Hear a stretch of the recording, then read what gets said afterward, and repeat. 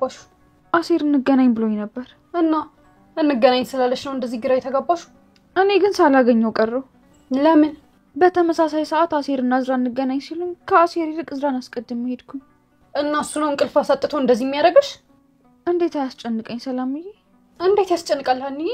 አሲር በጥብቅ ነበር ፈልግሻለሁ ያለኝ። እና ቢልሽስ? ካልተመቸሽ እኮ አልተመቸሽም ነው። ስላልተመቸኝ እኮ አይደለም፣ እኔ እዝራን ስላስቀደምኩኝ ነው። ምን እያልሽ ነው ሀኒዬ? በቃ ካላገኘሽው አላገኘሽውም ነው እኮ አለቀ። ሰላምዬ የኔ ስሜት ምንም አልገባሽም። ስልኩ እኮ አሁን አይሰራም። ካልሰራ አልሰራም ነው። ለማንኛውም ምን ያገኝቸው ነበር? ምን? እንዴት? አይ ላገኘ ብዬ ደወልኩለትና አገኘሁት። ለምን ልታገኙ ፈለግሽ? ስላንቺ ላናግረው። ምንድነው የምታናግሪው? ደካማ ጎንሽን ኧረ እኔ ምንም አልሆንኩም። እኔ እንደው ምን ይሆናለሁ ብለህ ነው? ድንብላል አንቺ ጥሩ ልጅ እንደሆንሽ አውቃለሁ፣ ግን ባንቺ ምክንያት ማይም እንደሆነች ታውቂያለሽ አይደል? እትዬን ደግሞ ምን አደረኳቸው? አንቺ ስለ ባዩሽና ስለ እርግ የምታውቂው ነገር ቀድመሽ ብትናገሪ ኖሮ ቀድመን እንጠነቀቅ ነበር። ግርማዬ አሁን ይሄን ያለፈን ነገር ማንሳት ለምን አስፈለገ? ዝም ብዬ ሳይሽ የዛሬ ሁኔታሽም ከዛ ጋር የተያያዘ ይመስለኛል።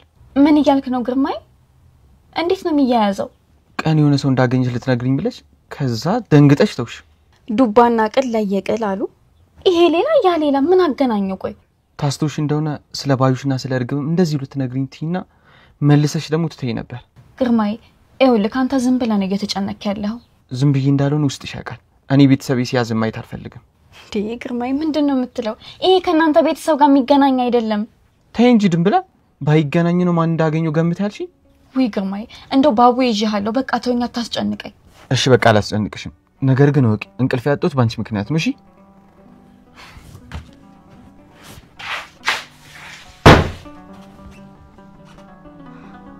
አውይ አባቴ ድረሱልኝ። ቆይ ይሄን ምን አገናኘው?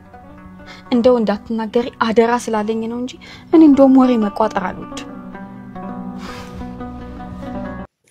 ሰላም ጤና ይስጥልኝ ውድ የኖላዊ ድራማ ቤተሰቦች እንዴት ናችሁ?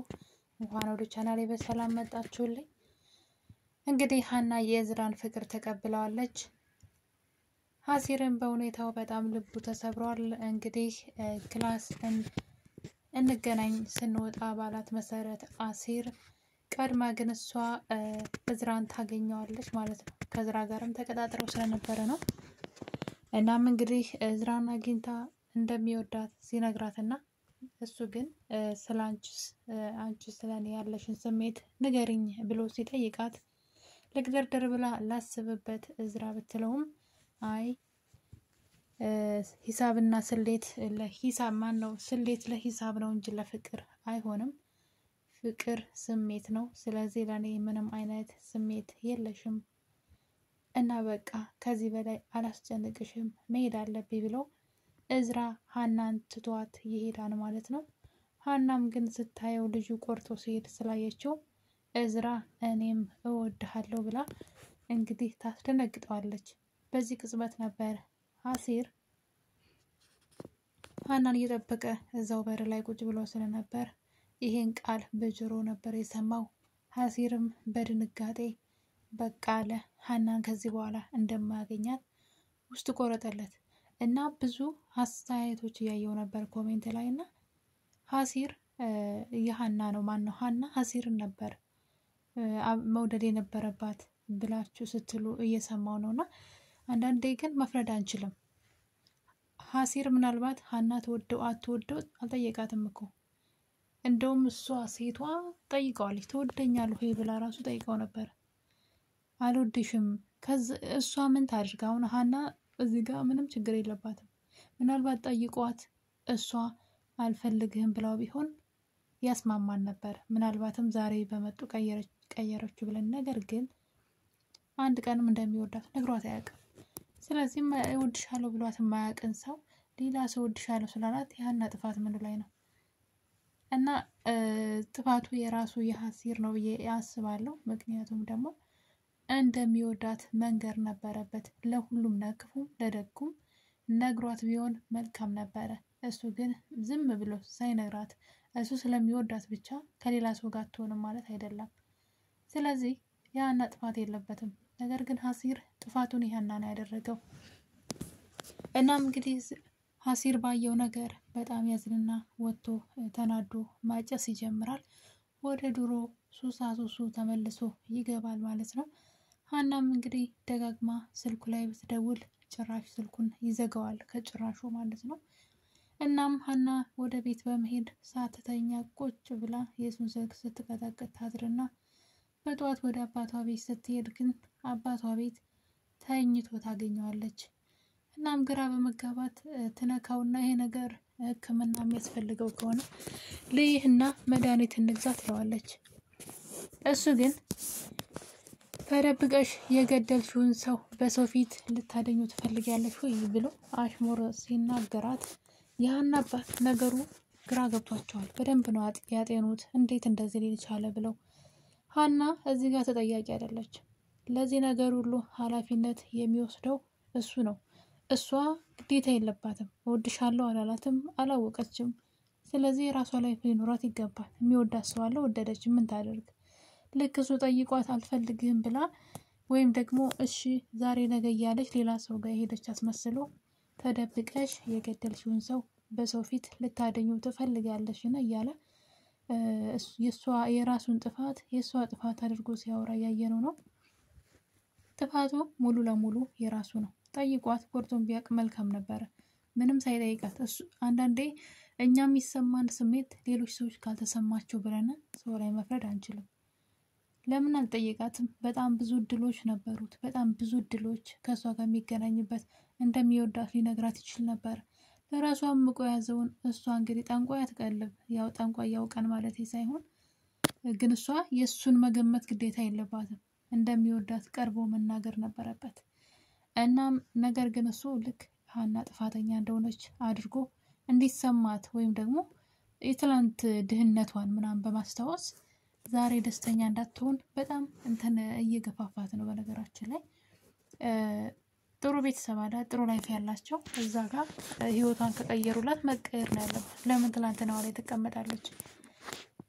ሰዎችን በሰዎች ላይ ከተኩራራችና የነበረችበትን ከረሳች ብቻ ነው እንደዛ መባል ያለበት እንጂ እኛ ጋር መተሽ ካልዋልሽ ህይወትሽ ለምን ተቀየረ በሚመስል ነገር የቅናት በሚመስል መልኩ ነው ሲናገራት የምንሰማውና እኔ ደስ አይለኝም አንዳንዴ። በእርግጥ ሀና አባቷን ረስታለች። አባቷን ትታ እዛ ቤት ውሎ አዳሯን ማድረጉ እንኳን እኛ ድንብላልም ታዝባታለች። ለዛም ነው ድንብላል የሆነ ጊዜ አቶ ኖላዊ ወደ ወይዘሮ ሜላት ቤት ሄደው ምግብ ታቀርብላቸውና ዞር ብላ እኔ የምለውት አባባ ምግብስ ይበላሉ? ለነገሩ ማን ሰርቶልዎት? ሀናም ትርንጎይም እዚህ ነው ውሎና አዳራው በማለት እንግዲህ ስትናገር ነበር። እሳቸውን በመናደድ እንዴት ልጅን ታሚልኛለሽ ምግብ አቅርበሽ ብለው ሲቆጧት አይተናል። ነገሩ ልክ ነው። እሱ አባቷን ስታቸዋለች። ነገር ግን ሀሲር ግን የሚናገርበት መንገድ ብዙም አይመቸኝም። ወይ እንደሚወዳት ተናግሮ ከዛ በኋላ መልሷን መጠበቅ ነበረበት። እሱ ግን በግድ እኔ በውስጤ እንደወደድኩሽ አንቺም የኔ ስሜት ሊጋባብሽ ይገባል የሚባል የተጃጃለ ሀሳብ ነው ያለው። ስለዚህ ሀናን ቢያጣትም በራሱ ጥፋት ነው ማለት ነው። ያና ጥፋት የለበትም። እና እንግዲህ ሀና ግን አባቷን መንከባከብና ከአባቷ ጋር እንደ ቀድሞዋ መሆን አለባት። የምሬ ነው የምላቸው። አባትየው በጣም እየተከፋ ራሱ ምግብ እየሰራ እዛች ቤት ኩርምት ብሎ ብቻውን እየኖረ ነው። ወይ አባቷን ህይወት መቀየር አለባት። ደህና ኑሮ ያላቸው ቤተሰቦች ነው ያሏት። ስለዚህ ኑሮዋን በብዛት ከአባቷ ጋር ማድረግ አለባት ብዬ አስባለሁ። በእርግጥ ዘላለም ሆነ ከአባቷ ጋር አትኖርም። እንኳን ከአባቷ ጋር ከነዛ ሰዎች ቤትም አትኖርም። የራሷ ላይፍ ይኖራታል። እስከዛው ግን እንደ ልጅ ከአባቷ መለየት የለባትም ብዬ አስባለሁ። በሌላ በኩል ደግሞ ወይዘሮ ባዩሽ እርግብ በተገኘችበት ገደል ሚስጥሬ እንዳታወጣ እያለች ነው። እናም እንግዲህ ፖሊሶቹ ምንም አይነት ማስረጃ ስላላገኙባት ምናልባት ከእስር ቤት ሊፈቷት ይችላሉ እየተባለ ነው። እሱ ደግሞ ወይዘሮ ሜላትን በጣም አናዶታል። ምክንያቱም እሷ ሴትዮ መቀጣት አለባት ብላ ታስባለች። እንግዲህ ታምቹ እርግብን ካጣ በኋላ ወደ ቀድሞ ማንነቱ በመመለስ ዱርዬነቱን ቀጥሏል። ይህን ነገር የተመለከተችው ድንብላል መንገድ ላይ እንደዛ ሆኖ ካየችው በኋላ ምግብ እየወሰደች ተጠይቀው ጀመረ። እንግዲህ ወዳውም ይሆን አላውቅም፣ ብቻ እየተንከባከበችው ትገኛለች መንገድ ላይ። ነገር ግን ወይዘሮ ሜላት እሱን ራሱ እየፈለገችው ነው። እሱን ማግኘት ትፈልጋለች። ለምን? አሲር እሱን ወንድሜ ጠፍቶብኛል አፋልጊ ስላላት። ይህን ነገር ስላላወቁ እኔና አንቺ እንደተገናኘን ለማንም እንዳትነግሪ በማለት ሚስጥር እንድታደርጉ ስለነገራት ድንብላል ከሱ ምሳ አድርሳ ስትመለስ ወይዘሮ ሜላት ታያትና ጭራሽ በገዛ ቤቴ ምግብ ጥላቴን እየመገብሽ ነው ወይ ብላ ወይዘሮ ባዩሽ ልጠይቃት ሄደች ስለመሰላት ከድንብላል ጋር ወይዘሮ ሜላት ስትጣላ እናያታለን። ድንብላል ደግሞ ነገሩን መናገር አችልም፣ ለማንም ምንም እንዳታወሪ ስለተባለች ማለት ነው። ነገር ግን የነገር ለወይዘሮ ሜላት ብትነግራት መፍትሄ ይገኝለታል። እሷ ተምቹን ወደ ቤት እንዲመጣና ይቅርታ እንዳረገችለት ትነግረዋለች። እንግዲህ ስራም ልሰጠው ትችላለች እንደ ሀሲር ማለት ነው።